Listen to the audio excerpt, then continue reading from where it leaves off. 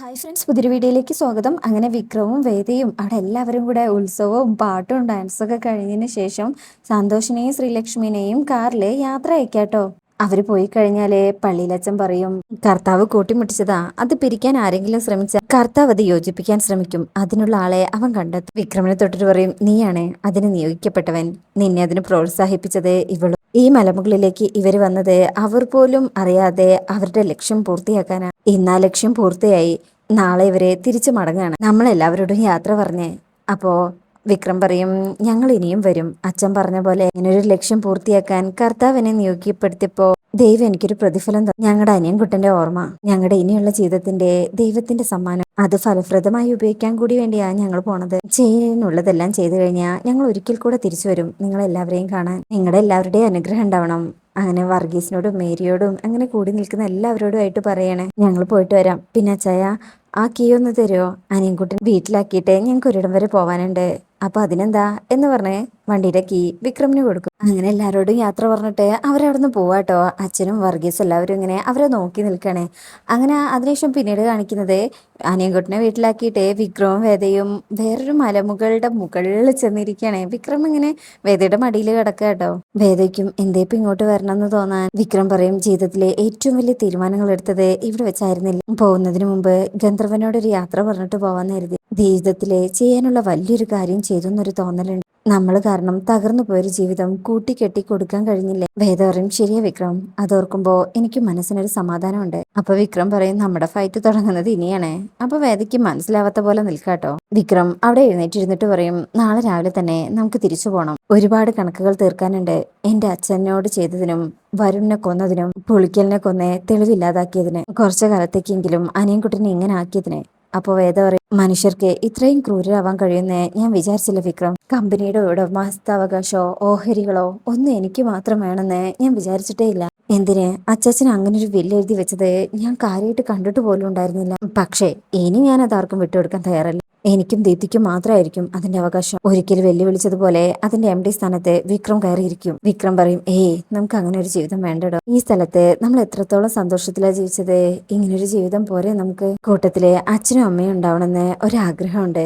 കൂട്ടത്തിൽ നമ്മളും നമ്മുടെ ജീവിതവും, അങ്ങനെ ഒരു ലോകം. അപ്പൊ വേദ പറയും, അങ്ങനെ ഒരു ലോകമാണ് വിക്രം കാണുന്നതെങ്കിലേ വിക്രം വിചാരിച്ചതുപോലെയല്ല ചെയ്യേണ്ടത്. നമുക്ക് നിയമത്തിന്റെയും നീതിയുടെയും വഴി മതി വിക്രം. അവസാനം സത്യമേ ജയിക്കുന്നേ നമുക്ക് അവരെ ബോധ്യപ്പെടുത്തണം. ഇനിയുള്ള കാലം അവര് പുറം ലോകം കാണരുത്. നമുക്ക് ഇവിടുന്ന് നേരെ അച്ഛൻ്റെ അടുത്തേക്ക് പോവാം.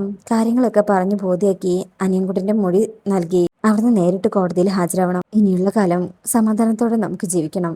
വിക്രം പറയും, ശരിയാണേ, ഇനിയുള്ള കാലം നമ്മുടെ രണ്ട് കുടുംബങ്ങളും പരസ്പരം സ്നേഹിച്ച് എല്ലാവരും ഒരുമിച്ച് നിന്ന് എന്തൊരു സന്തോഷമായിരിക്കും അല്ലേ? വേദ പറയും, ഇനിയെ നമ്മള് ശരിക്കും ജീവിക്കാൻ പോകുന്നത്. അത് പറഞ്ഞു കഴിയുമ്പോ വിക്രം വേദയുടെ കൈ പിടിക്കും. വേദ വിക്രമിന്റെ തൊള്ളി ചാരി വിക്രം വേദയെ ചേർത്ത് പിടിച്ച് അവരിങ്ങനെ പ്രണയ നിമിഷങ്ങളിലേക്ക് പോയിക്കൊണ്ടിരിക്കട്ടോ. ശേഷം പിന്നീട് കാണിക്കുന്നത് ശ്രീകാന്തും ചന്ദ്രശേഖരനും കുറച്ച് ഗുണ്ടകളെ കൂട്ടിയിട്ട് വിക്രവും വേദയും താമസിക്കുന്ന സ്ഥലത്തെത്തിയിരിക്കട്ടോ. എവിടെയാ അവരുടെ വീടെന്ന് ചോദിക്കുമ്പോൾ അതിലൊരുത്തൻ പറയും, നേരെ കാണുന്ന അതാണെന്ന്. അപ്പൊ ചന്ദ്രശേഖരൻ, വാ, പണിക്കത്ത് തറവാട്ടിലെ മകള് താമസിക്കുന്ന മണിമാളിക കാണണ്ടേ നമുക്ക്? വണ്ടി എടുക്കണ്ട, ശബ്ദം കേട്ട് ചിലപ്പോൾ ഓടിപ്പോയാലോ. അങ്ങനെ അതും പറഞ്ഞുകൊണ്ട് ഇവര് ആ വീടിന്റെ മുന്നിൽ എത്തിയിരിക്കാട്ടോ. എന്നിട്ട് ഇങ്ങനെ ആ ചുറ്റുപാട് കണ്ടിട്ട് ദാരിദ്ര്യമൊക്കെയാണെന്ന് ഇങ്ങനെ സംസാരിക്കുന്നുണ്ട്. പൂട്ടി പുറത്തു പോയിരിക്കാണോ എന്ന് പറഞ്ഞ് ഡോർ ഇങ്ങനെ തട്ടുമ്പോ തന്നെ ഡോറ് തുറക്കൂട്ടോ. അനിയൻകുട്ടനകത്ത് കിടന്നുറങ്ങായിരിക്കും. അനിയൻകുട്ടനെ കാണുമ്പോ തന്നെ ഇവരിങ്ങനെ സന്തോഷത്തിൽ ചിരിക്കണേ. പാവം ഒന്നും അറിയാതെ ഉറങ്ങാട്ടോ അനിയൻകുട്ടൻ. ശേഷം ശ്രീകാന്ത് അടുത്ത് ചെന്ന് അനിയൻകുട്ടനെ തട്ടി വിളിക്കും. ഞെട്ടി എണീക്കുന്ന അനിയൻകുട്ടൻ ഇവരെ കണ്ട് പേടിച്ചു പോവാണ്. ഇവരൊക്കെ പൊട്ടിച്ചിരിക്കുക. ശ്രീകാന്ത് പുളിക്കലിനെ കൊന്ന ആ ഒരു കാര്യമാണ് ഇപ്പൊ അനിയൻകുട്ടന്റെ മനസ്സിലേക്ക് കടന്നു വരുന്നത്. ആകെ പേടിച്ചിട്ടുണ്ട് ആള്. ചന്ദ്രശേഖരൻ ചോദിക്കും, അവരെവിടെടാ മോനെ? അനിയൻകുട്ടനെ ആകെ പേടിക്കും. അവര് പോയി. അപ്പൊ ശ്രീകാന്ത് തിരിച്ചിട്ട് പറയും, ഓഹോ, നിന്റെ അസുഖമൊക്കെ പോയോടാ കണ്ണാ, എന്നെ ഒന്നും ചെയ്യില്ല ചേട്ടാ. ശ്രീകാന്ത് പറയും, അപ്പൊ പുളിക്കലിനെ കൊന്നത് ആരാണെന്ന് നീ കണ്ടു കാണും അല്ലേ? മോർണിംഗ് വാ. വേണ്ട എന്ന് പറഞ്ഞ് അനിയൻകുട്ടൻ പിറകിലേക്ക് പോകുമ്പോ ചന്ദ്രശേഖരൻ എടുക്കാൻ നോക്കുമ്പോ കിട്ടുന്നില്ല കേട്ടോ. അപ്പൊ വന്ന ഗുണ്ടകളോട് പറയും, എടാ മോനെ, ഇവൻ ഇങ്ങോട്ട് എടുത്തോട്ടാ. വേണ്ടെന്ന് പറയുന്നുണ്ടെങ്കിലും അയാൾ പിടിച്ചു വലിച്ച് അനിയൻകുട്ടനെ എടുത്തോണ്ട് പോവാണ് അവിടുന്ന്.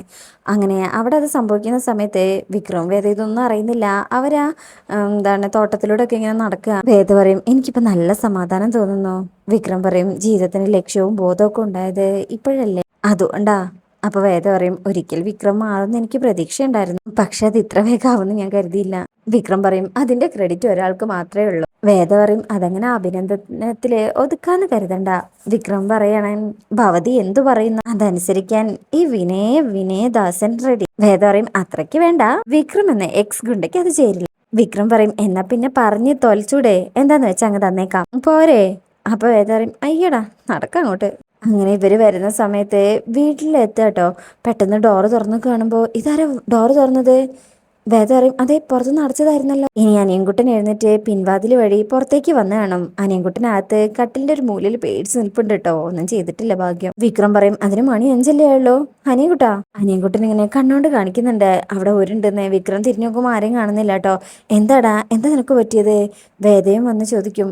അനിയൻകുട്ടൻ പേടിച്ച് മിണ്ടാൻ പറ്റുന്നില്ല. അപ്പോൾ ചന്ദ്രശേഖരനെ സംസാരിച്ചുകൊണ്ട് അങ്ങോട്ട് വരികയാണേ. ഇതുവരെ ഒന്നും പറ്റിയിട്ടില്ല, പക്ഷേ ഇനി പറ്റും.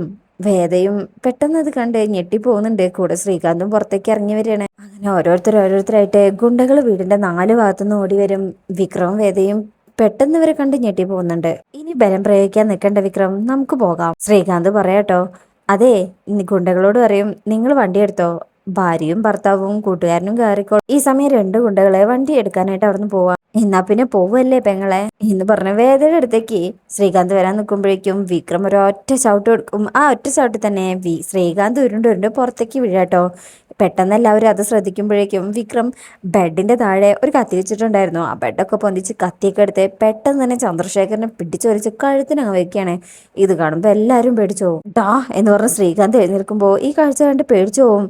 അച്ഛനെ ഒന്നും ചെയ്യല്ലേ വിക്രം വേഗം വേദയോടും അനിയൻകുട്ടനോടും പുറത്തേക്ക് ഇറങ്ങാൻ പറയും. അവർ പതിയെ സൈഡിലൂടെ ഇറങ്ങുകയാണെ. വിക്രം ചന്ദ്രശേഖരന്റെ കഴുത്തിന് അമർത്തി പിടിച്ചുകൊണ്ട് പുറത്തേക്ക് ഇറങ്ങും.